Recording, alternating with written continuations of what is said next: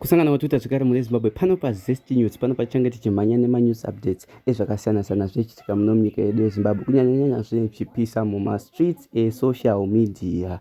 Ndo basa redu seZest News kukupakurirai utapinanzwa wenhau dzakasiyana-siyana dzichiitika muno munyika yedu yeZimbabwe macurrent situation. So ndisikade kukusirai nguva yenyu Zimbabwe ndava nenyaya yemurume atumira message kuna Say Wicknell achivaudza zvakawanda-wanda. Mune Zimbabwe handina zvekutaura zvakawanda panyaya iyi, pada kuti uzvinzwire wega undoudzawo mafungiro ako mucomment section below. Please don't watch this video, we ignore.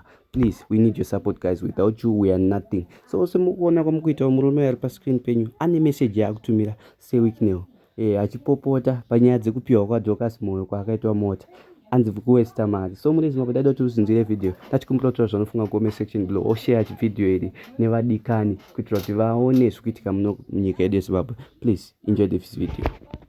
Vamwe vanozviti vanoimba gospel vai muri kufila sei muchiona video ratatenda pinjisa achichemera mapeni izi muchipatara.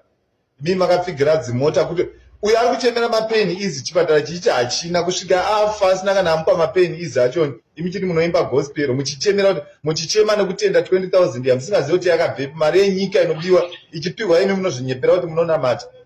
Uri nonsense mai imi. Ende zvinhu zvese zvingoitika mazuva ano ndingokuvengai ndikonzwa kungokuvengai zvokuti tu. Because hamuna moyo apa munonyepera kuimba gospel. Saka kutukwa kwamakaitwa ndokukaita kuti mupihwe mota. Kubva zvakanakazve. Muri yeZimbabwe ngatitukei chipaparenya zvekuti tigotuka zvipatara zvese zvemuZimbabwe tizvituke zvese. Pamwe zvingatengerwa mapiritsi nemubhedha nemukomana uyu. Andizvonzi atukwa ari kubva atengerwa. Ngatizvitukei zvese. Feki dzamune muchitaurira dzamunotidza kuti kana tikatuka migwagwa iyi muchaigadzirisei. Gozoza kuti mota yamakapa mai ava iyo yapedzisira nematsimba manyoro hunoi. Iyo imota yakupedzisira. Dai makaisa paparenya atwaka zvinhu zvaichinja. Kuti muchipiwa mota muchichema nekuti mapiwa 20,000 izvo zviya hama yenyu ipo paipa ikarwara ikanzi yaenda paparenya twakufa. Hapana kana maplasta.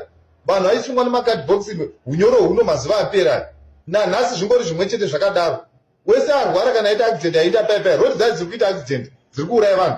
Papono vai vasina kufira paroad pai vari kunofira kuchipatara. Ngozi kana x-ray handifuni kuti atenda pinjisa akamboitwa ini. Muimbi anenge imimi maimi musina kana moyo.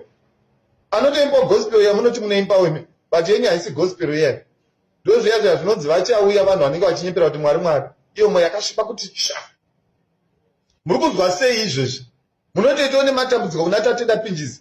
Muchiona video iro riya richitendera kuti ndokumbirawo mapeni izi munhu kusvikira ashaya chipatara chisina mapeni.